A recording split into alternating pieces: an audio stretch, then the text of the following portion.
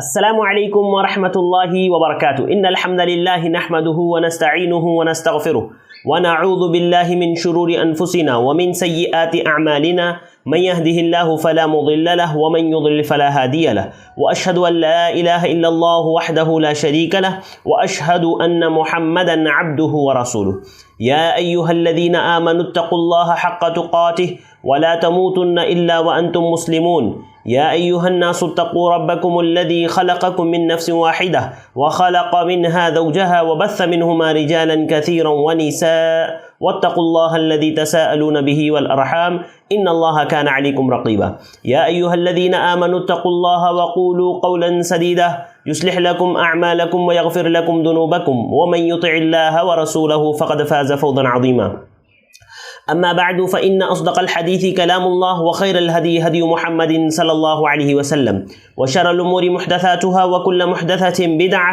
وكل بدعة ضلالة وكل ضلالة في النار فأعوذ بالله السميع العليم من الشيطان الرجيم بسم الله الرحمن الرحيم اتل ما أوحي إليك من الكتاب وأقيم الصلاة ان الصلاة تنہى عن الفحشاء والمنکر ولذکر اللہ اکبر واللہ یعلم ما تصنعون۔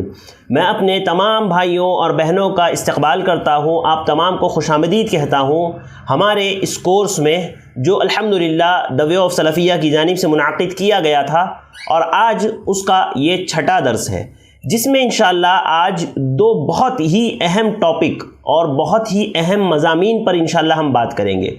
وہ ٹاپک جو ہمارے دین کی بنیاد ہے، ہمارے دین کا بیس ہے، اور جس پر ایمان لانا، جس پر عمل کرنا ہر مسلمان کے لیے ضروری اور واجب ہے۔ اگر کوئی اس کا انکار کرے تو وہ کافر ہو جائے گا۔ اگر کوئی اس کے وجوب کا انکار کرے، اس کے ہونے کا انکار کرے، تو اللہ رب العالمین کے اس حکم کا انکار کرے تو وہ کافر ہو جائے گا، وہ دائرہ اسلام سے خارج ہو جائے گا۔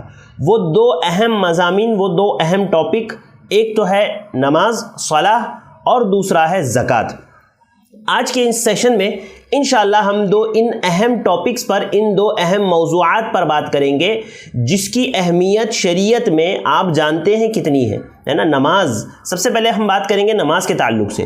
نماز یہ دین کی بنیاد ہے، یہ دین کا ستون ہے۔ نماز کی اہمیت کو بتاتے ہوئے اللہ رب العالمین نے قرآن مجید میں سورۃ البقرہ آیت نمبر 110 میں اللہ رب العالمین نے فرمایا وَأَقِيمُوا الصَّلَاةَ وَآتُوا الزَّكَاةَ وَمَا تُقَدِّمُوا لِأَنفُسِكُم مِّن خَيْرٍ تَجِدُوهُ عِندَ اللَّهِ وَإِنَّ اللَّهَ بِمَا تَعْمَلُونَ بَصِيرٌ۔ اللہ رب العالمین نے فرمایا کہ نماز قائم کرو اور زکوٰۃ دیتے رہو۔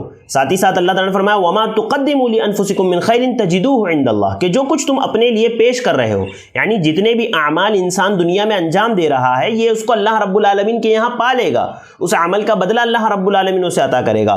اور آگے فرمایا بے شک اللہ رب العالمین تمہارے اعمال کو خوب جاننے والا ہے۔ اس آیت میں اللہ رب العالمین نے نماز اور زکوٰۃ کا ذکر کیا ہے۔ نماز یہ میری اور آپ کی دین کی بنیاد ہے، یہ میری اور آپ کی ضرورت ہے، ہمیں نماز ادا کرنی چاہیے۔ کتنے افسوس کی بات ہے کہ آج مسلمان نمازوں سے غافل ہے، عبادات سے غافل ہے، جبکہ مجھے اور آپ کو یہ بات پتہ ہے کہ جو دین کی 5 بنیادیں ہیں، ان بنیادوں میں سے ایک نماز بھی ہے۔ نبی کریم صلی اللہ علیہ وسلم کی وہ حدیث جو حدیث ابن عمر ہے، نبی کریم صلی اللہ علیہ وسلم نے فرمایا بنی الاسلام علی 5 شہادت اللہ الہ الا اللہ وان محمد رسول اللہ، کہ جو دین کی 5 بنیادیں ہیں ان میں سے سب سے پہلا لا الہ الا اللہ کا اقرار کرنا، اور محمد، اس بات کا اقرار کرنا کہ اللہ کے علاوہ کوئی معبود برحق نہیں، اور محمد رسول اللہ صلی اللہ علیہ وسلم اللہ کے رسول ہے۔ وَإِقَامِ الصَّلَاةِ، توحید کے بعد اگر کسی عمل کا نام آتا ہے، نمبر آتا ہے، تو وہ نماز ہے، وہ نماز ہے۔ توحید کے بعد اگر سب سے اہم عمل شریعت میں جس چیز کی تاکید کی گئی ہے وہ نماز ہے۔ آپ جہاں کہیں بھی دیکھیں گے، چاہے قرآن مجید میں ہو یا احادیث میں ہو، آپ کو جا بجا یہ بات نظر آئے گی کہ جہاں اللہ رب العالمین نے توحید کا ذکر کیا، اس کے بعد ضرور نماز کا بھی ذکر کیا۔ بہت ساری جگہوں پر اور بھی ذکر ہے، لیکن اکثر اللہ رب العالمین نے نماز کا ذکر کیا کہ توحید کے بعد جس چیز کی سب سے پہلی دعوت نبی کریم صلی اللہ علیہ وسلم نے دی وہ نماز کی۔ تو پہلی بنیاد توحید ہے، دوسری بنیاد جو ہے نماز ہے، تیسری آپ صلی اللہ علیہ وسلم نے بتایا کہ وَإِيتَاءِ الزَّكَاةِ، کہ زکوٰۃ کا ادا کرنا، حج اور پھر رمضان کے روزے رکھنا۔ تو یہ دین کی بنیاد ہے، اس کو اللہ کے نبی صلی اللہ علیہ وسلم نے الگ سے دین کا ایک اہم ستون قرار دیا۔ آپ کو پتہ ہے حدیث یہ جو روایت میں نے پڑھی ہے بنی الاسلام علی خمس والی، صحیح بخاری کی ہے، حدیث نمبر 8۔ اور اسی طرح سے ایک اور روایت جو حضرت معاذ بن جبل رضی اللہ تعالیٰ عنہ کی ہے، کہتے ہیں کہ میں اللہ کے نبی صلی اللہ علیہ وسلم کے ساتھ ایک سفر میں تھا، فاصبحت یوما قریبا منه ونحن نسیر فقلت یا رسول اللہ اخبرنی بعمل يدخلنی الجنہ، کہ کہتے ہیں کہ ہم لوگ سفر میں تھے اور ہم لوگ سوار ہوئے، تو میں نے اللہ کے نبی صلی اللہ علیہ وسلم سے پوچھا کہ اللہ کے نبی صلی اللہ علیہ وسلم آپ مجھے کوئی ایسا عمل بتائیے کہ جس کو میں کر لوں تو میں جنت میں داخل ہو جاؤں، ایسا عمل مجھے بتائیے کہ جس کو کر کے میں جنت میں داخل ہو جاؤں، وَيُبَاعِدُنِي مِنَ النَّارِ، اور جہنم سے دور ہو جاؤں۔ پیارے نبی نے کیا فرمایا، دیکھیے آگے آپ صلی اللہ علیہ وسلم، حضرت معاذ بن جبل کہتے ہیں قال لقد سألتنی عن عظیم وإنه لیسیر علی من یسرہ اللہ، پیارے نبی صلی اللہ علیہ وسلم نے فرمایا کہ اے معاذ تم نے ایک بہت اچھی چیز کا سوال کیا، ایک عظیم چیز کا تم نے سوال کیا ہے، اور اللہ رب العالمین نے اس عمل کو اس کے لیے آسان کر دیا ہے، یعنی یہ عمل ان لوگوں کے لیے آسان ہے جس کے لیے اللہ تعالیٰ نے اس عمل کو آسان کر دیا ہے، یہ عمل ان لوگوں کے لیے آسان ہے جس کے لیے اللہ رب العالمین نے آسان کر دیا۔ کیا فرمایا، تعبدوا اللہ ولا تشرکوا بہ شیئا، کہ اللہ کی عبادت کرو، سب سے پہلا حکم۔ حضرت معاذ بن جبل نے پوچھا نا اللہ کے نبی مجھے کچھ ایسی باتیں بتائیے کہ جس پر میں عمل کر کے جنت میں داخل ہو جاؤں، تو سب سے پہلی بات جو پیارے نبی نے بتائی تعبدوا اللہ ولا تشرکوا بہ شیئا، کہ اللہ کی عبادت کرو، اس کے ساتھ کسی کو شریک نہ کرو۔ دوسرا وَتُقِيمُ الصَّلَاةَ، پیارے نبی نے فرمایا کہ نماز قائم کرو، نماز قائم کرو۔ آپ نماز کی اہمیت دیکھیں کہ جگہ جگہ آپ کو ملے گا کہ نبی کریم صلی اللہ علیہ وسلم نے نماز کی تاکید کی ہے، نماز پر ابھارا ہے، نماز پڑھنے کا حکم دیا ہے۔ تیسری چیز آپ نے فرمائی وَتُؤْتِ الزَّكَاةَ، زکوٰۃ ادا کرو، وَتَصُومُ رمضان وَتُحِجُّ، کہ رمضان کے روزے رکھو اور اسی طرح سے حج کرو۔ پھر فرمایا آپ صلی اللہ علیہ وسلم نے ثُمَّ قَالَ أَلَا أَدُلُّكَ عَلَىٰ أَبْوَابِ الْخَيْرِ، کیا اے معاذ میں تمہاری رہنمائی خیر کے دروازے کی طرف نہیں کروں، خیر کی دروازے کی طرف کیا میں تمہاری رہنمائی نہیں کروں؟ حضرت معاذ بن جبل نے کہا اللہ کے نبی صلی اللہ علیہ وسلم کیوں نہیں، ضرور۔ پھر آپ نے فرمایا الصوم جنہ، کہ روزہ جو ہے ڈھال ہے، اور پھر آپ نے فرمایا والصدقۃ تطفئ الخطیئۃ کما یطفئ الماء النار، کہ آپ صلی اللہ علیہ وسلم نے فرمایا کہ جو ہے صدقہ گناہوں کو ایسے مٹا دیتا ہے جیسے پانی آگ کو بجھا دیتا ہے، یعنی جس طرح سے پانی آگ کو بجھا دیتا ہے ویسے ہی صدقہ جو ہے گناہوں کو، خطاؤں کو جو ہے مٹا دیتا ہے۔ اور آگے فرمایا وصلاۃ الرجل من جوف اللیل ثم تلا تتجافى جنوبهم عن المضاجع، کہ اللہ کے نبی صلی اللہ علیہ وسلم فرمایا کہ جو وہ شخص جو رات میں نماز پڑھتا ہے، اور پھر آپ صلی اللہ علیہ وسلم نے یہ آیت کی تلاوت کی۔ اب آگے دیکھیں اللہ کے نبی صلی اللہ علیہ وسلم نے فرمایا الا اخبروک برأس الامر کلہ وعمودہ وذروۃ سنامہ، پیارے نبی نے فرمایا کہ اے معاذ کیا میں تمہیں دین کی اصل نہ بتاؤں، دین کی اصل نہ بتاؤں، اسی طرح سے دین کی جو ہے بنیاد، دین کا ستون کے بارے میں نہ بتاؤں، اور اسی طرح سے اس کی چوٹی کے بارے میں نہ بتاؤں، اصل کے بارے میں، دین کے ستون کے بارے میں اور اس کی چوٹی کے بارے میں۔ حضرت معاذ بن جبل رضی اللہ تعالیٰ عنہ نے کہا قلت بلا یا رسول اللہ، حضرت معاذ بن جبل نے کہا حضرت معاذ بن جبل کہتے ہیں کہ میں نے کہا کیوں نہیں اللہ کے نبی صلی اللہ علیہ وسلم ضرور بتائیے۔ تو آپ صلی اللہ علیہ وسلم نے فرمایا رأس الامر الاسلام، کہ دین کی اصل یہ اسلام ہے، ومن یبتغی غیر الاسلام دینا فلن یقبل منہ، کہ اگر کوئی اسلام کے علاوہ کوئی اور دین لے کر کے آتا ہے اللہ تعالیٰ اس سے کچھ بھی قبول نہیں کریں گے، کوئی چیز اللہ تعالیٰ اس سے قبول نہیں کریں گے۔ لہذا پیارے نبی نے فرمایا رأس الامر الاسلام، کہ دین کی اصل یہ اسلام ہے، وعمودہ الصلاۃ،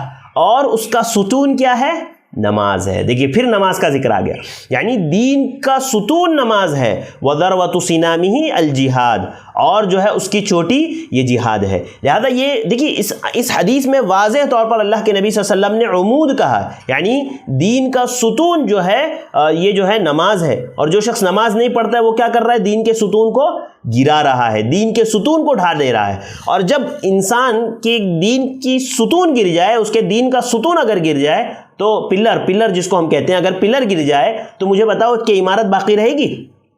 آپ جس گھر میں ہو اگر آپ کے گھر کے جو پلرز ہیں یا بلڈنگ کے جو پلرز ہیں ان کو اگر گرا دیا جائے تو آپ کی بلڈنگ صحیح رہے گی؟ بالکل نہیں رہے گی۔ تو ایسے ہی اگر کوئی ان پلرز کو گرا دیتا ہے دین اسلام کے تو اس کا اسلام کہاں سے صحیح رہے گا؟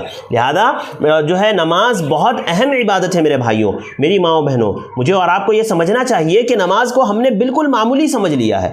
آج مسلمان نماز سے بے دھڑک جو ہے بے خبر ہے، اسے فکر ہی نہیں ہے۔ اس کی فجر پتہ نہیں سالہ سال لوگوں نے فجر نہیں پڑھی ہے، ظہر غائب، عصر غائب، مغرب غائب، عشاء غائب، اور انسان کو کوئی فکر نہیں۔ بڑے افسوس کی بات ہے، بڑے افسوس کی بات ہے۔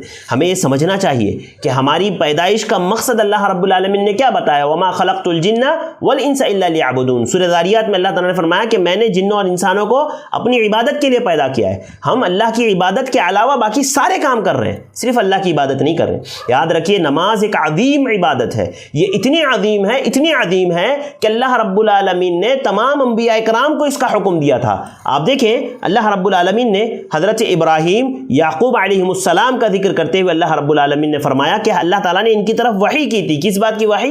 وَأَوْحَيْنَا إِلَيْهِمْ فِعْلَ الْخَيْرَاتِ وَإِقَامِ الصَّلَاةِ وَإِيتَاءِ الزَّكَاةِ، سورہ انبیاء آیت نمبر 73۔ اللہ تعالیٰ نے فرمایا کہ ہم نے ان کی طرف وحی کی تھی نیکیوں کی، اسی طرح سے نماز قائم کرنے کی، خیر کے کام انجام دینے کی، فعل الخیرات، اور اسی طرح سے نماز قائم کرنے کی اور زکوٰۃ ادا کرنے کی وحی ہم نے ان کی طرف کی تھی۔ اللہ اکبر، اللہ رب العالمین نے انبیاء کی طرف وحی کی۔ اسی طرح آپ دیکھیں حضرت ابراہیم علیہ السلام نے جب اپنے بیوی بچوں کو، حضرت اسماعیل کو اور اپنی بیوی ہاجرہ کو، جب حضرت اسماعیل علیہ السلام نے حضرت اسماعیل اور حضرت ہاجرہ علیہ السلام کو جب بیت اللہ کے پاس یعنی مکہ کی بے آب و گیا وادی میں چھوڑ دیا تھا تو وجہ کیا بتائی؟ اللہ رب العالمین سے کس بات کی دعا کی؟ کہا رب انی اسکنت من ذریتی بواد غیر ذی زرع عند بیتک المحرم ربنا لیقیموا الصلاۃ، کہ اللہ رب العالمین میں اپنی اولاد کو اس بے آب و گیا وادی میں چھوڑ کر کے جا رہا ہوں جہاں نہ پینے کا پانی ہے، نہ جو ہے انسان کا نام و نشان ہے، کوئی نہیں ہے، ایسی بے آب و گیا وادی میں چھوڑ کر کے جا رہا ہوں اپنی اولاد کو۔ کس لیے؟ ہاں تیرے باعزت گھر کے پاس میں انہیں چھوڑ رہا ہوں تاکہ وہ لیقیم الصلاۃ، تاکہ وہ نماز قائم کرے، تاکہ وہ نماز پڑھے، نماز کو قائم کرے۔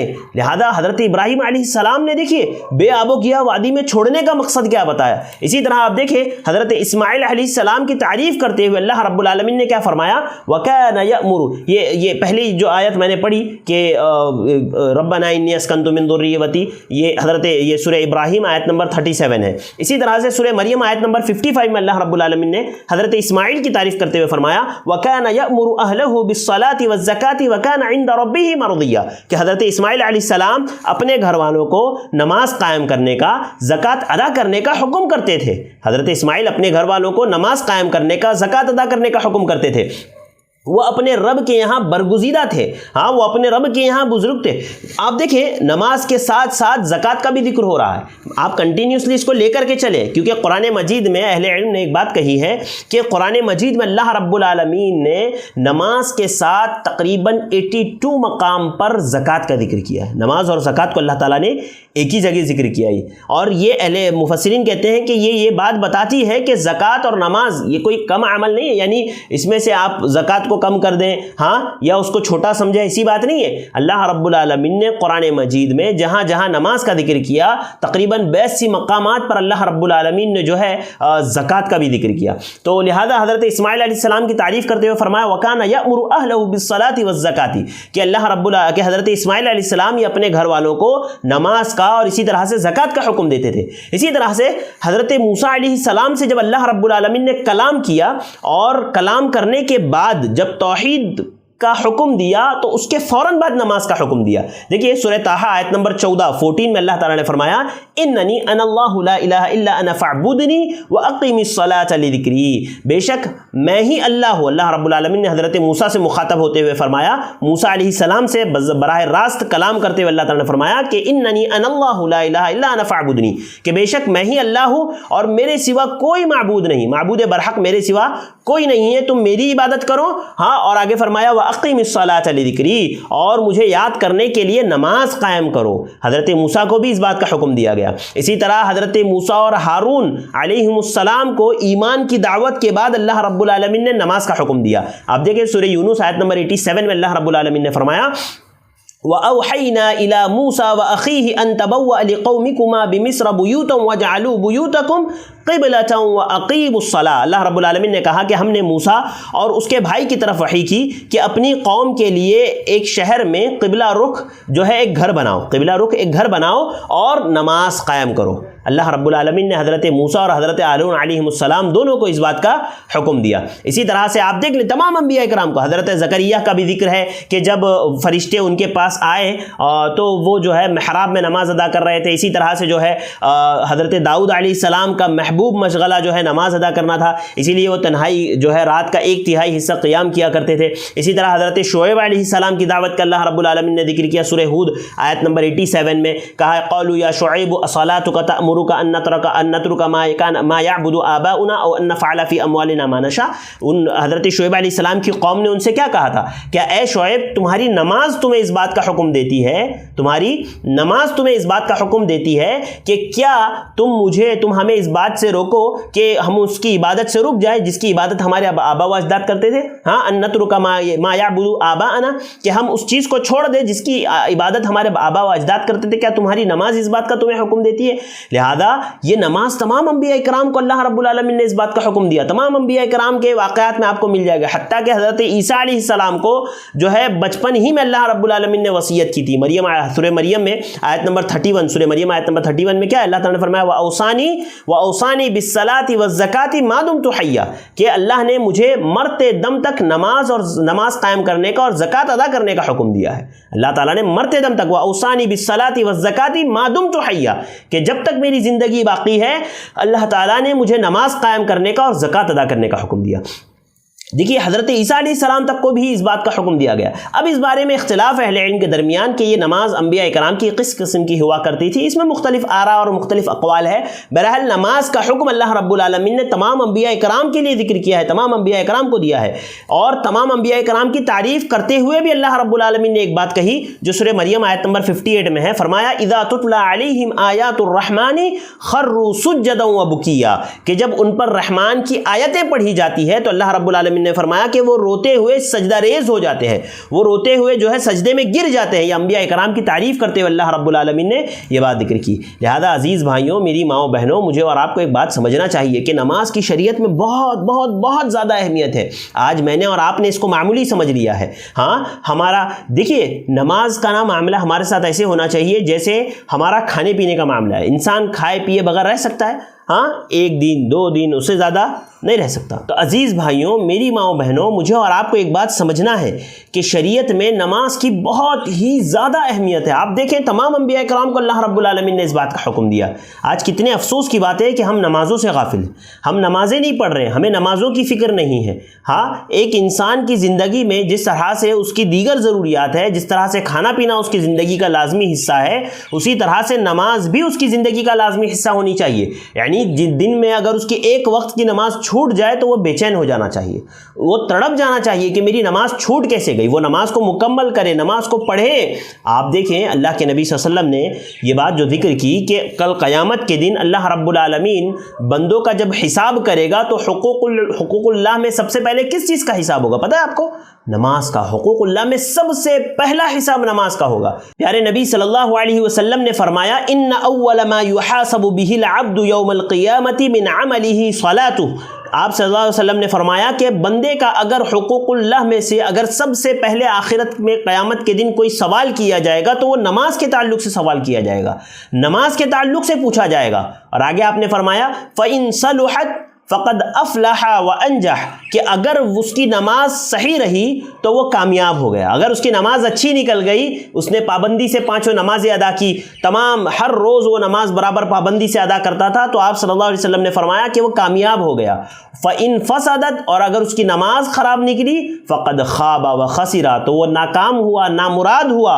اور آگے فرمایا فَإِن تَقَصَ مِن فَرِيضَتِهِ شَيْءٌ قَالَ الرَّبُّ عَزَّ وَجَلَّ، اور جب اس کے فرض میں سے کوئی کمی ہو جائے گی نا، جب اس کے فرض میں کوئی کمی نکلے گی، جب اللہ رب العالمین نماز کا حساب کتاب کر رہا ہوگا تو فرض میں اگر کمی نکلے گی تو اللہ رب العالمین کہے گا انظروا هل لعبدی من التطوع فیکمل بها من تقص من الفریضۃ۔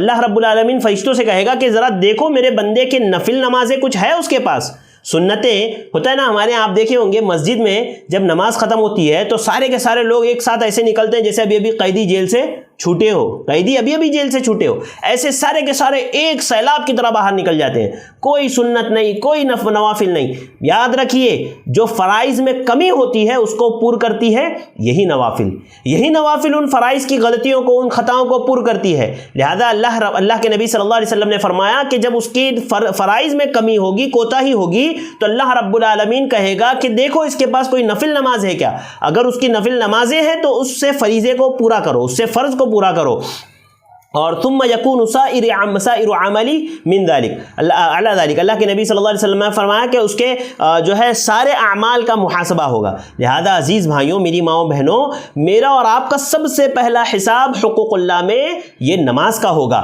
سنن ترمذی کی روایت حدیث نمبر 413، علامہ البانی نے اس کو صحیح قرار دیا ہے۔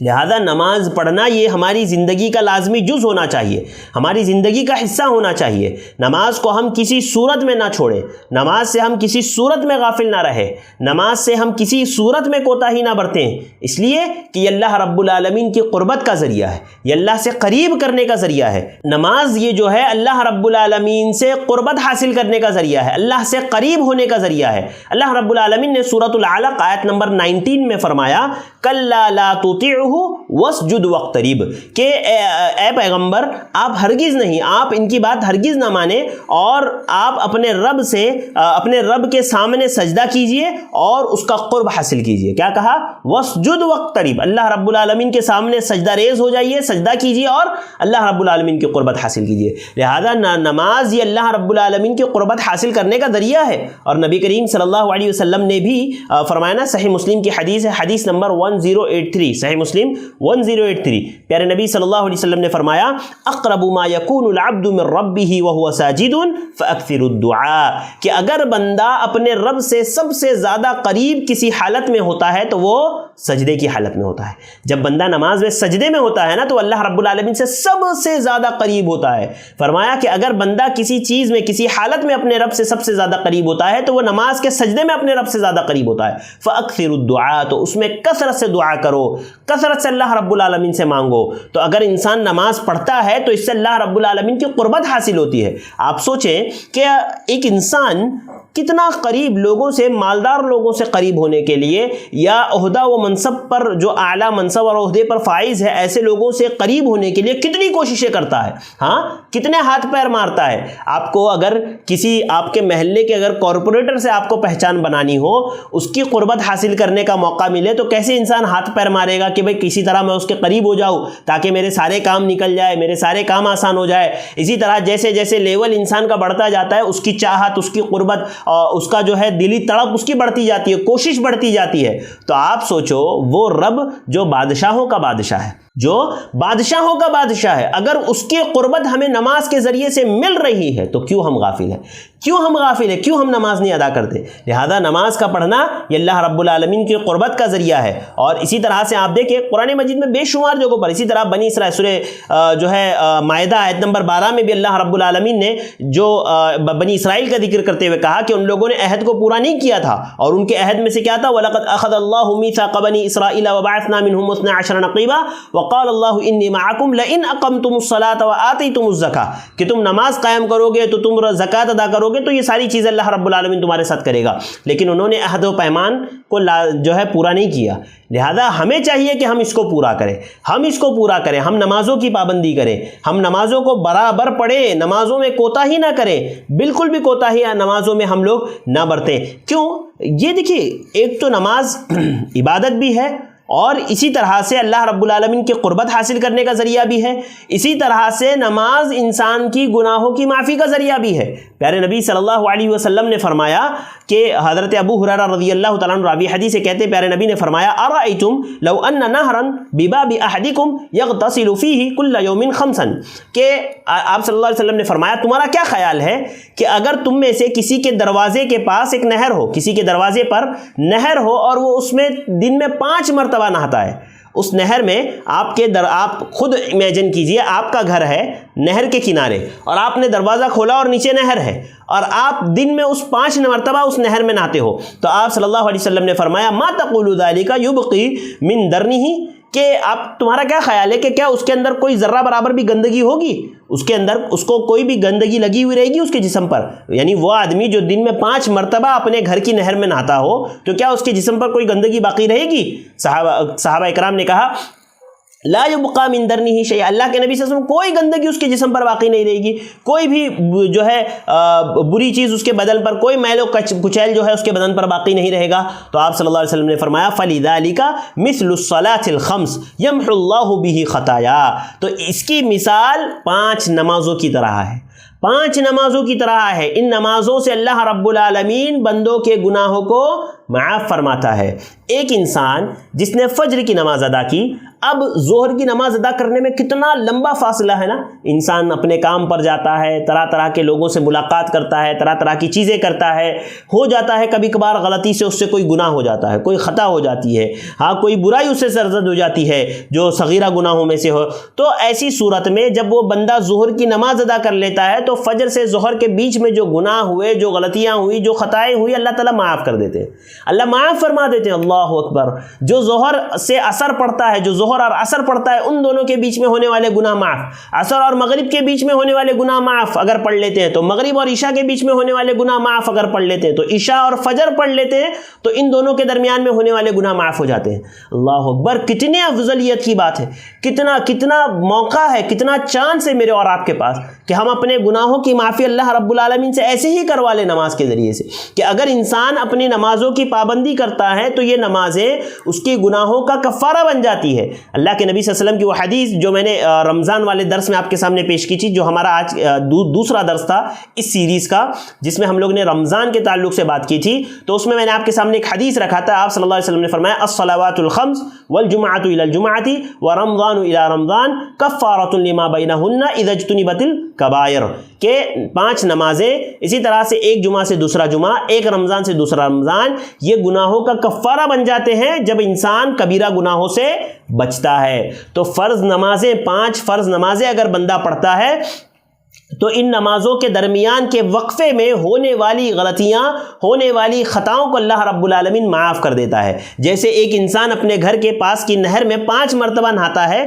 اس کے جسم پر کوئی میل و کچیل نہیں رہتا نا، ویسے ہی ایک 5 وقت کے نمازی کے اوپر کوئی گناہ نہیں ہوتا ہے، وہ گناہوں سے جو ہے پاک ہو جاتا ہے، گناہوں سے دھل جاتا ہے۔ صحیح بخاری کی یہ روایت ہے، حدیث نمبر 528، حدیث نمبر 528۔ اور آپ کو پتہ، کیونکہ یہ اللہ رب العالمین نے بھی سورہ ہود آیت نمبر 114 میں کہا نا ان الحسنات یذہبن السیئات، کہ گناہ، یہ نیکیاں جو ہے گناہوں کو مٹا دیتے۔ ایک صحابی رسول کا وہ واقعہ ہے نا جو ہے صحیح بخاری میں موجود ہے، حدیث نمبر 526، صحیح بخاری 526، جس میں ایک صحابی رسول بیان کرتے ہیں کہ انہوں نے جو ہے ایک غیر محرم خاتون کو بوسہ دے دیا، ایک غیر محرم عورت کو بوسہ دے دیا۔ اب وہ صحابی دوڑتے ہوئے پیارے نبی صلی اللہ علیہ وسلم کے پاس آئے اور واقعہ بیان کیا، تو آپ صلی اللہ علیہ وسلم نے فرمایا کہ، تو اللہ رب العالمین نے آیت نازل فرمائی اقیم الصلاۃ طرفی النہار وزلفا من اللیل، کہ جو ہے نماز قائم کرو دن کے دونوں کناروں پر، اور آگے فرمایا ان الحسنات یذہبن السیئات، کہ اللہ رب العالمین نیکیوں کے ذریعے سے گناہوں کو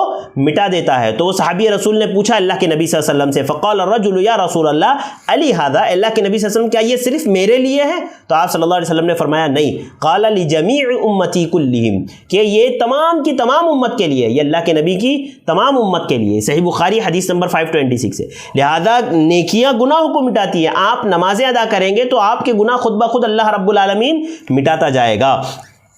اسی طرح سے نماز جو ہے یہ بھائی چارگی کو قائم رکھنے کا ایک ذریعہ ہے۔ اللہ تعالیٰ نے فرمایا فَإِن تَابُوا وَأَقَامُوا الصَّلَاةَ وَآتُوا الزَّكَاةَ فَإِخْوَانُكُمْ فِي الدِّينِ، کہ اگر یہ توبہ کرتے ہیں، نماز پڑھتے ہیں، زکوٰۃ ادا کرتے ہیں تو یہ تمہارے دینی بھائی ہے، یہ تمہارے دینی بھائی ہے۔ اگر ہم چاہتے ہیں ہمارے معاشرے میں بھائی چارگی برقرار رہے، ہمارے معاشرے میں، ہمارے علاقے میں، ہماری سوسائٹی میں بھائی چارگی برقرار رہے تو سارے لوگوں کو نماز کا پابند ہونا پڑے گا۔ اگر سارے لوگ نماز کے پابند ہو جائیں گے تو بھائی چارگی خود بخود قائم ہو جائے گی۔ ہمارے لوگ نعرے لگاتے نا بھائی چارگی قائم کرو، بھائی چارگی قائم کرو، لہذا کب قائم ہوگی؟ جب سب کے سب نمازوں کی پابندی کریں گے، عبادات کی پابندی کریں گے۔ لہذا ہمیں چاہیے کہ ہم نمازوں کی برابر پابندی کریں۔ کیوں؟ کیونکہ یہ فریضہ فریضہ ہے جس کو اللہ رب العالمین نے مجھ پر اور آپ پر، ہم تمام پر عائد کیا ہے۔ اللہ رب العالمین ہر ایک سے اس کے بارے میں پوچھے گا، اور اس کو وقت پر ادا کرنا ہے، ایسے نہیں کہ وقت نکلنے کے بعد۔ ہمارے یہاں بہت سارے لوگ ایک تو نماز پڑھتے ہی نہیں ہیں، کچھ لوگ جو پڑھتے ہیں وہ بھی وقت نکلنے کے بعد پڑھتے ہیں۔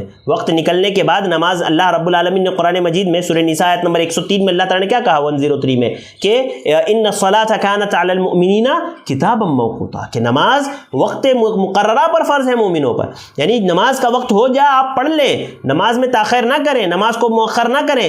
نماز کو تاخیر سے پڑھنا یہ منافقین کی صفت ہے۔ آگے یہ بات آئے گی، آگے حوالہ دوں گا میں آیت کا۔ اللہ رب العالمین نے جو وہ آیت کہی ہے، ان المنافقین یخادعون اللہ وهو خادعهم واذا قاموا الى الصلاۃ قاموا کسالى، کہ جب وہ نماز کے لیے کھڑے ہوتے ہیں تو سستی کاہلی سے کھڑے ہوتے ہیں، ہاں وقت نکل جانے کے بعد کھڑے ہوتے ہیں۔ لہذا میں اور آپ ایسے نہ بنیں کہ وقت نکلنے کے بعد نماز ادا کریں۔ پہلے معاملہ یہ تھا نا کہ پہلے کے زمانے میں لوگ مطلب ہم سے پہلے وقت میں لوگ جو ہے اذان کا انتظار کرتے تھے کہ جیسے ہی اذان ہو جائے مسجد میں پہنچ جائے، جیسے ہی اذان ہو جائے لوگ مسجد میں پہنچ جائے۔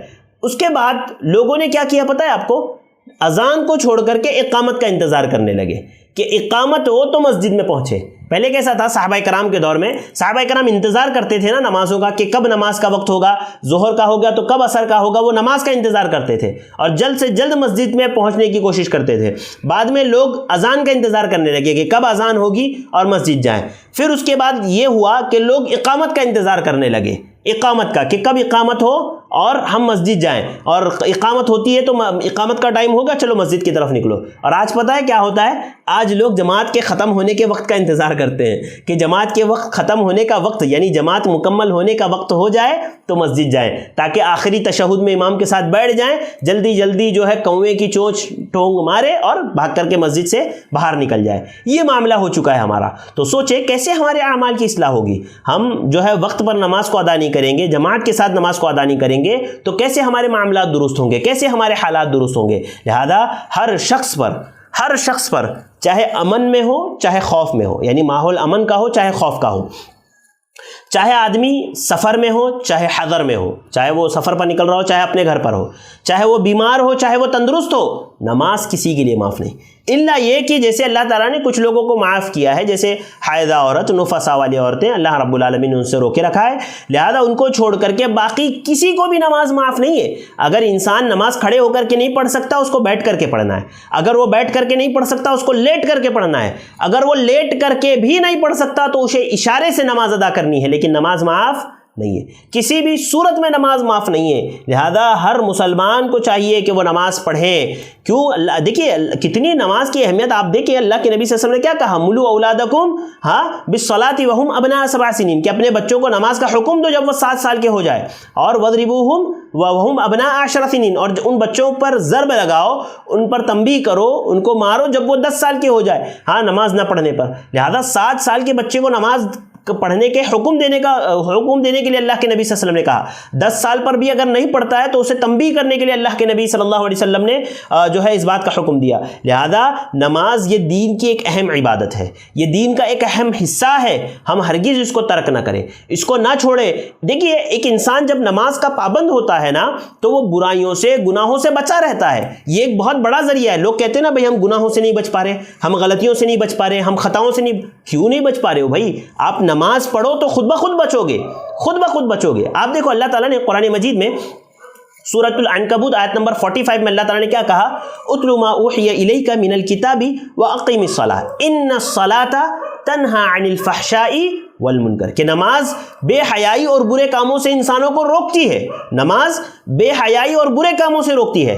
اب آپ یہاں پر کھڑے ہو کر کے 2 منٹ کے لیے یہ سوچیں کہ ایک مسلمان جو نماز پڑھ رہا ہے باہر جا کر کے جھوٹ بول رہا ہے، ایک مسلمان جو نماز پڑھ رہا ہے اور وہ جا کر کے لوگوں کو دھوکہ دے رہا ہے، تو مجھے بتاؤ کہ کیا اللہ رب العالمین یہ نماز پڑھنے والا اگر اس طرح کی حرکت کر رہا ہے تو کیا معاملہ ہے؟ اللہ تعالیٰ تو کہہ رہا ہے کہ نماز بے حیائی اور بری چیزوں سے روکتی ہے، اور ایک انسان نماز پڑھ کر کے جا کر کے بے حیائی کر رہا ہے، نماز پڑھ کر کے جا کر کے بری چیزیں کر رہا ہے۔ ایک عورت گھر میں نماز پڑھ کر کے بھی سیریلوں میں لگی ہوئی ہے، کیوں کیا وجہ ہے؟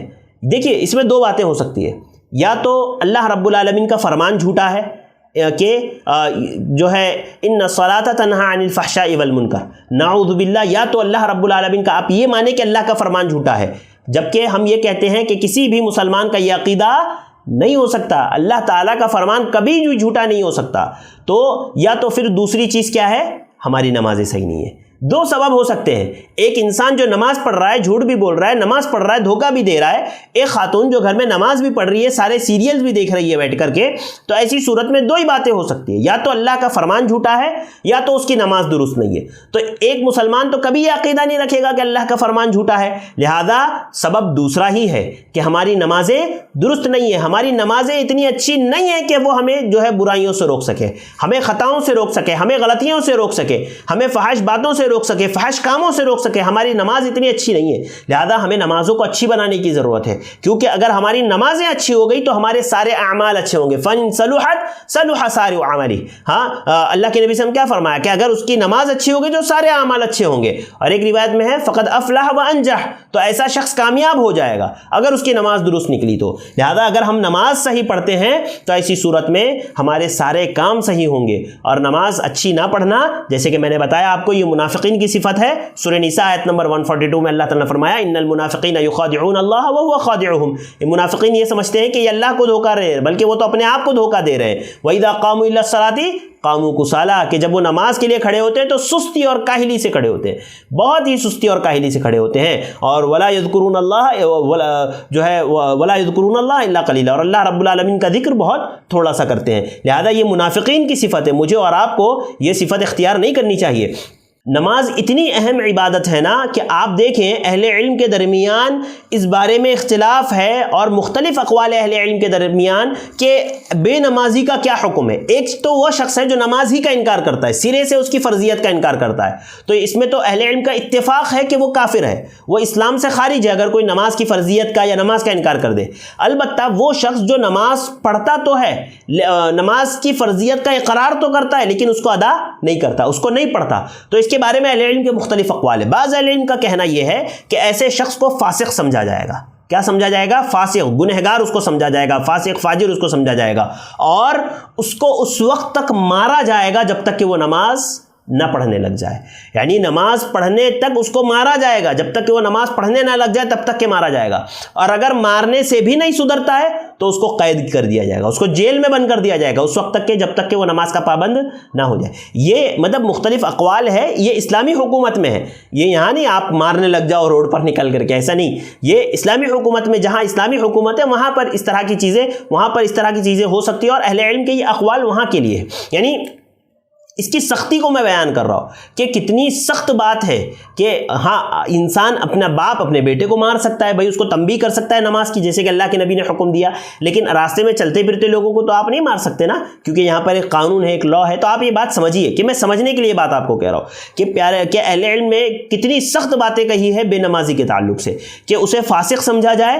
اسے مارا جائے اور نماز کا حکم دیا جائے، اگر نہیں سنتا ہے تو اسے قید کر لیا جائے۔ اسی طرح سے بعض اہل علم کہتے ہیں کہ جو ہے اسے فاسق سمجھا جائے گا، کافر نہیں سمجھا جائے گا، جیسے امام مالک وغیرہ ہے کہتے ہیں کہ اسے فاسق سمجھا جائے گا، کافر نہیں سمجھا جائے گا، لیکن اس کو اس وقت تک تنبیہ کی جائے گی، ڈانٹا جائے گا، مارا جائے گا جب تک کہ وہ جو ہے نماز جو ہے پڑھنے نہ لگ جائے، یعنی اسے مارا جائے گا یہاں تک کہ وہ نماز پڑھنے لگ جائے، اگر نماز نہیں پڑھنے لگتا ہے تو اسے قید کر دیا جائے گا، اور قید کرنے کے بعد بھی اگر نماز نہیں پڑھتا ہے وہ تو اسے قتل کر دیا جائے گا۔ اللہ اکبر، کیا کہا؟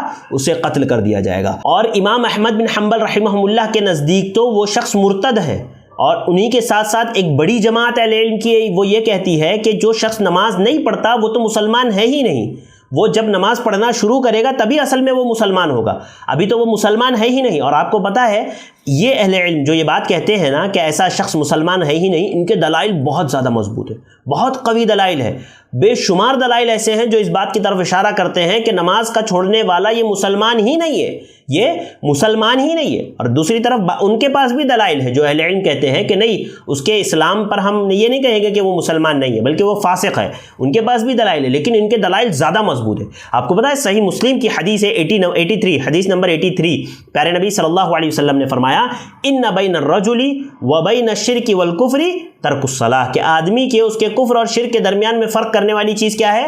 نماز ہے. ایک کافر ایک مومن کے درمیان میں فرق نماز کے ذریعے سے ہوتا ہے. ایک کافر ایک مشرک، ایک مومن ایک مشرک کے درمیان میں فرق کس کی ہوتا ہے؟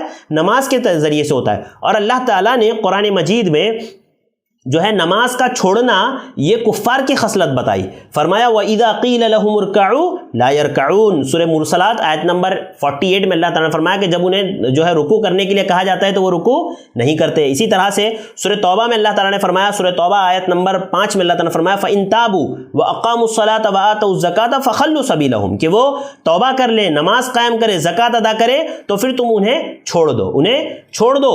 اسی طرح سورہ مدثر میں اللہ رب العالمین نے جہنمیوں کا ذکر کرتے ہوئے فرمایا آیت نمبر 42-43 میں ما سلقکم فی سقر، کہ جب ان سے پوچھا جائے گا کہ دوزخیوں سے پوچھا جائے گا کہ تمہیں کس چیز نے جہنم میں ڈال دیا، تو وہ کیا کہیں گے؟ قالوا لم نک من المصلین، کہ ہم لوگ نماز نہیں پڑھتے تھے، ہم لوگ نماز ادا نہیں کرتے تھے، لہذا ہم جہنم میں ہیں. تو عزیز بھائیوں، میری ماؤں بہنوں، کتنی سخت بات ہے، کتنی سخت بات ہے کہ ہم نماز کو چھوڑے رہیں اور نماز سے ہم غافل رہیں. یاد رکھیے، نمازوں کو چھوڑنا یہ انسان کے سارے اعمال کو ختم کرنے کا ذریعہ بن سکتا ہے. ایک روایت جو صحیح بخاری میں ہے، حدیث نمبر 553، اور اسی طرح سنن ترمذی میں بھی ہے، سنن نسائی میں بھی ہے، مسند احمد میں بھی ہے. پیارے نبی نے فرمایا من ترک صلاۃ العصر فقد حبط عملہ، کہ جس نے عصر کی نماز کو چھوڑ دیا اس کے سارے اعمال ضائع ہو گئے، اس کے سارے اعمال برباد ہو گئے. اللہ اکبر. عزیز بھائیوں، میری ماؤں بہنوں، سوچو، غور فکر کرو کہ نماز کا چھوڑنا کتنا بھیانک وعیدیں ہیں نماز کے چھوڑنے پر، اور کتنا بڑا جرم ہے یہ، کتنا بڑا جو ہے گناہ ہے یہ نماز کا چھوڑنا. لہذا اس کے باوجود ہم نماز چھوڑے ہوئے. بہت افسوس کی بات ہے، اللہ تعالیٰ نے نماز کا حکم دیا ہے، مجھے اور آپ کو نماز قائم کرنا ہے. آئیے زکوٰۃ کے تعلق سے بھی کچھ باتیں دیکھ لیتے ہیں. اللہ رب العالمین نے، جیسے میں نے آپ کو بتایا تھا کہ زکوٰۃ اور نماز کا ذکر دونوں کا ایک ساتھ چل رہا ہے، اور آپ نے دیکھا آیت جہاں میں نے نماز کی آیتیں پڑھی ہیں وہاں زکوٰۃ کا بھی حکم آ گیا ہے. لہذا زکوٰۃ بھی اسلام کا ایک فریضہ ہے، دین کی ایک بنیاد ہے، ہاں، اور یہ بھی ایک اہم عبادت ہے. زکوٰۃ کا اصل میں لغوی معنی ہوتا ہے پاکیزگی حاصل کرنا، پاکیزگی اور اضافہ. پاکیزگی یعنی جو ہے اللہ رب العالمین نے کہا کہ خذ من اموالہم صدقۃ تطہرہم وتزکیہم بہا، کہ ان سے مال لے کر کے ان کا تزکیہ کیجئے، ان کو پاک و صاف کیجئے. اور جو ہے اضافہ بھی اہل علم نے اس کا معنی بتایا ہے کہ اضافہ ہونا، یعنی مال گھٹتا نہیں ہے زکوٰۃ ادا کرنے سے بلکہ مال بڑھتا ہے. اللہ رب العالمین نے قرآن مجید میں سورۃ البقرہ آیت نمبر 277 میں اللہ تعالیٰ نے فرمایا ان الذین آمنوا وعملوا الصالحات واقاموا الصلاۃ وآتوا الزکاۃ لہم اجرہم عند ربہم، کہ وہ لوگ جو ایمان لائے، عمل صالح کیے، نماز قائم کیے، زکوٰۃ ادا کیے، تو ان کا اجر ان کے رب کے پاس ہے. فلا خوف علیہم ولا هم يحزنون، نہ تو ان پر کوئی خوف ہوگا نہ ہی وہ غمزدہ ہوں گے. جیسے کہ میں نے آپ کو ذکر کیا تھا کہ قرآن مجید میں اللہ رب العالمین نے تقریباً 82 مرتبہ 82 ٹائمز اللہ رب العالمین نے نماز اور زکوٰۃ کا ذکر کیا ہے. کئی اللہ تعالیٰ نے فرمایا اقاموا الصلاۃ وآتوا الزکاۃ، اسی طرح سے کئی فرمایا اقیموا الصلاۃ وآتوا الزکاۃ، کئی فرمایا واوحینا الیہم فعل الخیرات واقام الصلاۃ وایتاء الزکاۃ. بے شمار جگہوں پر اللہ رب العالمین نے نماز کا ذکر زکوٰۃ کے ساتھ کیا ہے. اور وہ جو روایت صحیح بخاری صحیح مسلم کی میں نے آپ کے سامنے پڑھی، صحیح بخاری حدیث نمبر 8، بنی الاسلام علی خمس شہادت اللہ الہ الا اللہ، ہاں، وان محمد رسول اللہ، واقام الصلاۃ وایتاء الزکاۃ، اس میں بھی جو دین کی بنیاد ہے اس میں بھی زکوٰۃ ہے. اور زکوٰۃ نہ دینا یہ کتنا بڑا جرم ہے. اس کی اہمیت اور فضیلت تو ہم سمجھتے ہوئے آ رہے ہیں کہ زکوٰۃ کتنی اہم ہے. اللہ تعالیٰ نے قرآن مجید میں کتنی مرتبہ اس کا ذکر کیا، ہاں، اللہ کے نبی صلی اللہ علیہ وسلم نے احادیث میں اس کا کثرت سے ذکر کیا. اور اسی طرح سے اللہ رب العالمین نے وہ لوگ جو زکوٰۃ ادا نہیں کرتے، مال کو جمع کر کے رکھتے ہیں، گن کر کے رکھتے ہیں، اپنی تجوریوں میں بھر کر کے رکھتے ہیں، اس کو بند کر کے رکھتے ہیں، وقت پر اس کی زکوٰۃ ادا نہیں کرتے، اللہ رب العالمین نے ایسے لوگوں کے تعلق سے سورۃ التوبہ آیت نمبر 34-35 میں اللہ تعالیٰ نے فرمایا والذین یکنزون الذھب والفضة ولا ينفقونها فی سبیل اللہ، کہ جو لوگ سونے چاندی کے خزانے جمع کر کے رکھتے ہیں، اسے اللہ کی راہ میں خرچ نہیں کرتے، اس سے زکوٰۃ ادا نہیں کرتے، اللہ رب العالمین نے فرمایا فبشرہم بعذاب علیم، تو تم انہیں جو ہے دردناک عذاب کی خبر پہنچا دو، دردناک عذاب کی خبر ان لوگوں کو دے دو. یوم یحمى علیہا فی نار جہنم فتکوی بہا جباہہم وجنوبہم وظہورہم ھذا ما کنزتم لانفسکم. اللہ تعالیٰ نے فرمایا یوم یحمى علیہا فی نار جہنم فتکوی بہا جباہہم وجنوبہم، کہ اللہ رب العالمین ان کے خزانے کو آتش دوزخ میں تپائے گا. دوزخ کی سخت آگ میں اللہ رب العالمین ان کے ان خزانوں کو جس کو وہ جمع کر کے رکھتے تھے نا, اللہ تعالیٰ تپائے گا, گرم کرے گا, اور پھر اس سے ان کی پیشانیوں پر داغے گا, ان کے پہلوؤں پر داغے گا, ان کی پیٹھیں داغی جائے گی, اور ان سے کہا جائے گا ھذا ما کنزتم لانفسکم فذوقوا ما کنتم تکنزون. یہ وہ خزانہ ہے جس کو تم جمع کر کے رکھتے تھے, جن کو تم اپنی تجوریوں میں بند کر کے رکھتے تھے, جن کو تم بینک کے لاکرز میں رکھتے تھے تاکہ کوئی چرا نہ سکے, اور اس کی زکوٰۃ ادا نہیں کرتے تھے. لہذا اللہ رب العالمین کہے گا ھذا ما کنزتم لانفسکم فذوقوا ما کنتم تکنزون. لہذا چکھو اپنا مزہ جو ہے اپنے خزانوں کا مزہ چکھ لو. یاد رکھو عزیز بھائیوں, میری ماں بہنوں, دنیا کمانا یہ کوئی بری بات نہیں ہے. میں یہ نہیں کہہ رہا کہ آپ مال مت کماؤ, آپ پیسے جمع کر کے مت رکھو, بالکل آپ جمع کرو. اللہ کے نبی صلی اللہ علیہ وسلم کی بے شمار روایتیں, قرآن کی بے شمار آیات ہمیں اس بات کی طرف اشارہ کرتی ہے کہ انسان کا مال کمانا یہ بری چیز نہیں ہے. دعا کیا کرتے ہیں ہم؟ ربنا آتنا فی الدنیا حسنہ وفی الآخرۃ حسنہ, کہ اللہ تعالیٰ تو میری دنیا بھی اچھی بنا, میری آخرت بھی اچھی بنا. اللہ نے خود کہا ولا تنس نصیبک من الدنیا, دنیا سے اپنا حصہ مت بھولو, تم دنیا میں جو تمہارا حصہ ہے وہ تم اس کو یاد رکھو. لہذا ایک انسان مال کما سکتا ہے, مال جمع بھی کر سکتا ہے, لیکن اس کی زکوٰۃ بھی ادا کریں. وہ حضرت عبد الرحمن بن عوف کتنے مالدار تھے, بے شمار صحابہ کرام ہیں جو مالدار تھے. وقت نہیں ہے کہ میں آپ کے سامنے ذکر کروں. لہذا مال کمانا یہ بری چیز نہیں ہے, لیکن مال کو جمع کر کے رکھنا, اس کی زکوٰۃ ادا نہ کرنا یہ گناہ ہے, یہ غلط ہے. لہذا ایسے لوگوں کو اللہ رب العالمین جو ہے داغے گا اور ان سے کہے گا ھذا ما کنزتم لانفسکم فذوقوا ما کنتم تکنزون. لہذا آپ اپنے مال جمع کر کے رکھتے تھے نا, آپ اپنے خزانوں کا مزہ چکھو. اسی طرح سے ایک روایت میں جو صحیح بخاری کی ہے, حدیث نمبر 1403, پیارے نبی صلی اللہ علیہ وسلم نے فرمایا کہ قیامت کے روز زکوٰۃ ادا نہ کرنے والوں کا مال ایک گنجے سانپ کی شکل میں آئے گا اور ان پر مسلط کر دیا جائے گا, اور وہ مسلسل اس شخص کو ڈھستا رہے گا اور کہے گا میں تیرا مال ہوں, میں تیرا خزانہ ہوں. ہاں, وہ سانپ اس سے کہے گا, کیا کہے گا؟ انا مالک انا کنزک, میں تیرا مال ہوں, میں تیرا خزانہ ہوں, جس کو تو بچا کر کے رکھتا تھا, جس کو تو جمع کر کے رکھتا تھا. لہذا انسان کو زکوٰۃ نکالنی چاہیے. جب اللہ رب العالمین نے آپ کو مال دیا ہے, آپ کو دولت دی ہے, اور وہ آپ صاحب نصاب ہو گئے ہو, تو اب آپ پر زکوٰۃ فرض ہے. اب آپ کو زکوٰۃ ادا کرنی ہے. اور زکوٰۃ کن لوگوں کو دینی ہے ان کا ذکر اللہ تعالیٰ نے سورۃ التوبہ جو ہے آیت نمبر 60 میں اللہ تعالیٰ نے کر دیا, انما الصدقات للفقراء, کہ زکوٰۃ کے مستحق کون ہے؟ فقراء ہے, والمساکین, مساکین ہے, والعاملین علیہا, اور اس پر کام کرنے والے ہیں, یعنی مال زکوٰۃ کو جمع کرنے والے لوگ ہیں. ایک تو فقراء, مساکین, والعاملین علیہا, یعنی وہ لوگ جو ہے زکوٰۃ کے مال کو جمع کرتے ہیں, ہاں, زکوٰۃ کے مال کا حساب و کتاب رکھتے ہیں. اور آگے فرمایا والمؤلفۃ قلوبہم, اور تعلیف قلب کے لیے, یعنی ایسے لوگ اس میں مختلف اہل علم کے اقوال ہے کہ کون کون لوگ اس میں داخل ہے. ایسا جو ہے غیر مسلم جس کی مدد کر دینے سے, جس کو پیسہ دینے سے امید ہے کہ یہ اسلام کی طرف آ جائے گا تو اس کو دے سکتے. اسی طرح سے وہ جو ہے مسلمانوں کی حفاظت کرے گا, ان کی حمایت کرے گا, تو ایسے شخص کو دیا جا سکتا ہے.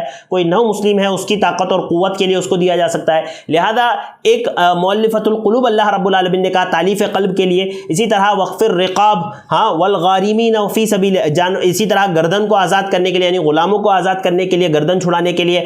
قرض داروں کی, والغارمین, قرض داروں کے قرض کی ادائیگی کے لیے, ہاں, وفی سبیل اللہ, اسی طرح سے اللہ کی راہ میں جہاد کرنے والوں کے لیے, وابن سبیل, اور مسافر کے لیے. لہذا یہ 8 مصارف ہے جو اللہ رب العالمین نے مصارف زکوٰۃ بتائے ہیں, یعنی جہاں پر انسان کو خرچ کرنا چاہیے. فقراء, مساکین, اور اس پر کام کرنے والے, زکوٰۃ کے مال پر کام کرنے والے, والعاملین علیہا, والمؤلفۃ قلوبہم, تعلیف قلب کے لیے, وفی الرقاب, گردن آزاد کرنے کے لیے, غلام آزاد کرنے کے لیے, والغارمین, ایک جو ہے مقروض کے لیے, اور اسی طرح سے فی سبیل اللہ, اللہ کی راہ میں جہاد کرنے والوں کے لیے, وہ ابن سبیل, اور مسافر کے لیے. ایسا شخص, یعنی ہوتا ہے نا کبھی کبھار کہ ایک شخص جو بہت مالدار ہے اپنے علاقے میں, اپنے گھر میں, لیکن وہ سفر پر نکلا تھا, اس کا سارا پیسہ چوری ہو گیا, اس کا سارا مال چوری ہو گیا, تو اب وہ چاہے کتنا ہی مالدار کیوں نہ ہو, اس کو آپ اس وقت زکوٰۃ کا پیسہ دے سکتے ہو. لہذا یہ مسافر, اس میں وہ بھی داخل ہے جو غریب ہے, اور وہ بھی داخل ہے جو مالدار ہے لیکن فی الحال کے لیے اس کے پاس کچھ نہیں ہے. لہذا یہ مصارف زکوٰۃ اللہ رب العالمین نے بیان کیے کہ کن لوگوں کو زکوٰۃ دینی چاہیے اور انسان کن لوگوں کو زکوٰۃ دے سکتا ہے. اسی طرح کن چیزوں میں زکوٰۃ ہے, تو آپ جیسے کہ مشہور کچھ چیزیں میں آپ کے سامنے ذکر کر دیتا ہوں کہ سب سے پہلے تو زمین کی پیداوار, چاہے وہ غلہ ہو چاہے وہ پھل ہو, اور اس کی بھی چند شرطیں ہیں، چند چیزیں ہیں. میں بہت زیادہ تفصیلی مسائل ذکر نہیں کروں گا یہاں پر، لہٰذا میں صرف آپ کو موٹا موٹا بتاتا جاؤں گا کہ زمینی پیداوار پر زکوٰۃ ہوتی ہے، چاہے وہ جو ہے غلے میں سے ہو یا پھل فروٹ وغیرہ میں سے ہو، اور اس میں بھی پھر کچھ شروط ہے، کچھ غلوں پر شروط ہے، کچھ چیزوں پر شروط ہے، وہ انشاءاللہ کبھی اللہ نے موقع دیا تو زکوٰۃ کے مسائل میں آپ جانیں گے وہ ساری چیزیں. اسی طرح سے جو ہے چوپایوں پر جو ہے زکوٰۃ ہے، بکری، گائے، اونٹ وغیرہ پر زکوٰۃ ہے. اسی طرح سے سونے اور چاندی پر زکوٰۃ ہے، اور اسی طرح سے کیش جو انسان کے پاس ہے اس پر زکوٰۃ ہے. سونا اور چاندی یہ اکثر لوگوں کے پاس ہوتا ہے، اور جو ہے اکثر لوگ اس کی زکوٰۃ ادا کرتے ہیں. جیسے کہ سونے کا نصاب ہم کو پتہ ہے 85 گرام سونے کا نصاب ہے. اگر 85 گرام یا اس سے زیادہ کسی کے پاس ہو تو اس پر زکوٰۃ فرض ہے، اور اس پر 1 سال گزر گیا، حولان حول ہو گیا تو زکوٰۃ فرض ہو جاتی ہے. اسی طرح سے چاندی 595 گرام 595 گرام اگر چاندی ہے آپ کے پاس اور اس پر سال گزر گیا تو اس پر آپ زکوٰۃ فرض ہو جائے گی، یعنی اس سے یا اس سے زیادہ ہے تو لہذا اس پر زکوٰۃ فرض ہے. 2.5% آپ کو اس پر زکوٰۃ نکالنی ہے. اسی طرح سے اگر آپ کے پاس رقم ہے، کیش ہے، تو کیش آپ کے پاس اگر چاندی کے نصاب کا کیش ہے 595 گرام چاندی جس سے آپ خرید سکتے ہو، اتنا آپ کے پاس کیش ہے تو آپ پر زکوٰۃ فرض ہو جائے گی. اور اسی طرح سے سامان تجارت میں زکوٰۃ ہے. لہذا زکوٰۃ ہر مسلمان پر واجب ہے جو صاحب نصاب ہو، جس کا وقت پورا ہو گیا ہو، اس پر زکوٰۃ فرض ہے، اس کو زکوٰۃ ادا کرنا ہے. اور زکوٰۃ ادا نہ کرنے والے یہ گنہگار ہے. حتیٰ کہ حضرت ابو بکر صدیق رضی اللہ تعالیٰ عنہ میں صحیح بخاری میں جو حضرت ابو بکر کی جو روایت ہے، جو حضرت ابو بکر نے کہا تھا واللہ لو منعونی عناقا كانوا يؤدونها الى رسول اللہ صلی اللہ علیہ وسلم لقاتلتهم على منعها. حضرت ابو ہریرہ نے کہا تھا کہ اللہ کے نبی صلی اللہ علیہ وسلم کے فوراً وفات کے بعد جب مانعین زکوٰۃ کا فتنہ اٹھا تھا، لوگوں نے زکوٰۃ دینے سے انکار کر دیا تھا اور کہا تھا کہ ہم یعنی اجتماعی طور پر دینے سے منع کر دیا تھا، ہم دے دیں بھائی، ہم کو دینا ہے جہاں ہم دیں گے. ہاں بعض اہل علم نے کہا کہ ہم جو مانعین زکوٰۃ کا جو مسئلہ تھا، لہذا حضرت ابو بکر نے کہا تھا کہ اگر یہ مجھے بکری کا ایک بچہ دینے سے بھی اگر منع کریں گے، جسے وہ اللہ کے رسول صلی اللہ علیہ وسلم کے زمانے میں دیا کرتے تھے، اگر یہ بکری کا بچہ بھی دینے سے اگر منع کریں گے جس کو یہ اللہ کے نبی صلی اللہ علیہ وسلم کے زمانے میں دیا کرتے تھے، اور اگر وہ انکار کرے اس چیز کا تو میں ان سے قتال کروں گا، میں ان سے جنگ کروں گا. سوچئے حضرت ابو بکر کیا کہہ رہے ہیں کہ اگر وہ اللہ کے نبی صلی اللہ علیہ وسلم کے زمانے میں بکری کا بچہ بھی اگر زکوٰۃ میں دیتے تھے اور اگر اب وہ انکار کرتے ہیں تو میں ان کے ساتھ قتال کروں گا، جنگ کروں گا. یعنی ایسے لوگوں کے ساتھ جنگ کرنا حلال ہے. ہاں ایسے لوگوں کے ساتھ قتال کرنا حلال ہے. حضرت عمر رضی اللہ تعالیٰ عنہ، اسی کے بعد صحیح بخاری ہی میں اگلا قول حضرت عمر بن خطاب رضی اللہ تعالیٰ عنہ کا ہے کہ چونکہ حضرت عمر روک رہے تھے نا حضرت ابو بکر کو کہ بھائی آپ ان کے ساتھ کیسے جنگ کر سکتے ہو، ہاں کہ جبکہ وہ لا الہ الا اللہ کا اقرار کرتے ہیں. تو حضرت عمر کہتے ہیں کہ حضرت ابو بکر اس بات پر اصرار کرتے رہے یہاں تک کہ میرا بھی شرح صدر ہو گیا، میرا بھی دل کھل گیا کہ حضرت ابو بکر صحیح ہے، ابو بکر صحیح ہے کہ ایسے لوگوں کے ساتھ قتال کرنا چاہیے. بعض روایتوں میں آیا ہے کہ حضرت ابو بکر نے کہا تھا کہ اگر اللہ کے نبی صلی اللہ علیہ وسلم کے زمانے میں اگر وہ جانور کو باندھنے کی ایک رسی دیتے تھے اور اگر ابھی وہ اس کو کا انکار کریں گے تو میں ان کے ساتھ قتال کروں گا، میں ان کے ساتھ بھی قتال کروں گا. لہذا زکوٰۃ دین کا ایک اہم فریضہ ہے، دین کی ایک اہم دین کا ایک اہم رکن ہے، نماز بھی زکوٰۃ بھی. لہذا ہمیں چاہیے کہ ہم دونوں ادا کریں. زکوٰۃ عام طور سے لوگ رمضان ہی میں ادا کرتے ہیں. دیکھیے زکوٰۃ رمضان میں ادا کرنا ضروری نہیں ہے. زکوٰۃ آپ کے مال پر سال گزرنے کے بعد نصاب کو پہنچ گیا، سال گزر گیا، آپ چاہے کبھی بھی گزرا ہو، چاہے زکوٰۃ رمضان میں گزرا ہو یا رمضان کے علاوہ گزرا ہو، آپ کو زکوٰۃ نکالنی ہے، آپ کو زکوٰۃ ادا کرنی ہے. وہ آپ پر فریضہ ایک عائد ہو گیا ہے، اب آپ کو اس کو ادا کرنا ہی ہے. لہذا میں اپنے تمام بھائیوں اور بہنوں سے گزارش کروں گا کہ جن کے مالوں میں زکوٰۃ فرض ہے انہیں چاہیے کہ وہ اپنے مال کی زکوٰۃ ادا کر دے. لہذا میں اپنے تمام بھائیوں اور بہنوں سے گزارش کروں گا کہ دیکھیے دونوں عبادات جس کا میں نے آج ذکر کیا، چاہے نماز ہو چاہے زکوٰۃ ہو، یہ دین کی بنیاد ہے، یہ دین کی اہم ترین عبادات میں سے ہے. اس میں ذرہ برابر بھی غفلت یہ میرے اور آپ کے لیے جائز نہیں، بالکل جائز نہیں کہ ہم جو ہے نماز میں تاخیر کریں. نماز کو دیکھیے دونوں عبادات میں اللہ کے نبی صلی اللہ علیہ وسلم نے تاخیر سے منع کیا ہے. آپ نماز میں بھی تاخیر نہیں کر سکتے ہو، وقت گزرنے کے بعد آپ نماز نہیں پڑھ سکتے ہو. ہاں آپ کو وقت پر نماز ادا کرنی ہے. لہذا نماز بھی ایک اہم عبادت ہے، زکوٰۃ بھی ایک اہم عبادت ہے. زکوٰۃ میں ایک بات میں وضاحت کرتا چلوں آپ کے سامنے کہ دیکھیے زکوٰۃ میں نا تعجیل جائز ہے.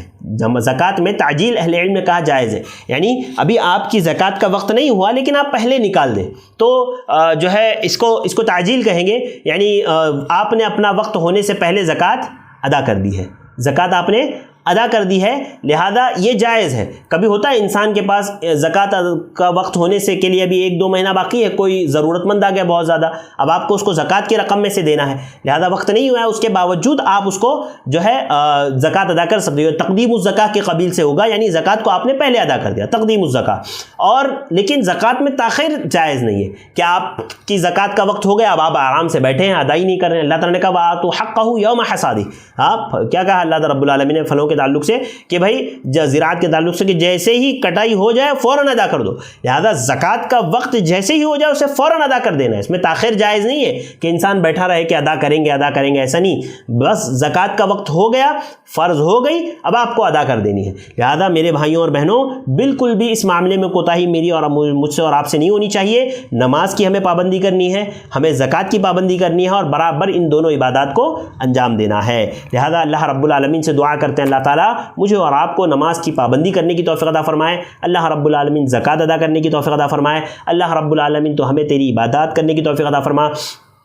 اس رمضان المبارک کے بابرکت مہینے سے کی رحمتوں سے برکتوں سے ہمیں مالا مال فرما، اس میں زیادہ سے زیادہ عبادتیں کر کے تجھے راضی کرنے کی توفیق عطا فرما۔ اے اللہ رب العالمین تو زیادہ سے زیادہ خیر کے کام ہمیں انجام دینے کی توفیق عطا فرما، آمین۔ وآخر دعوانا ان الحمد للہ رب العالمین۔ السلام علیکم ورحمۃ اللہ وبرکاتہ۔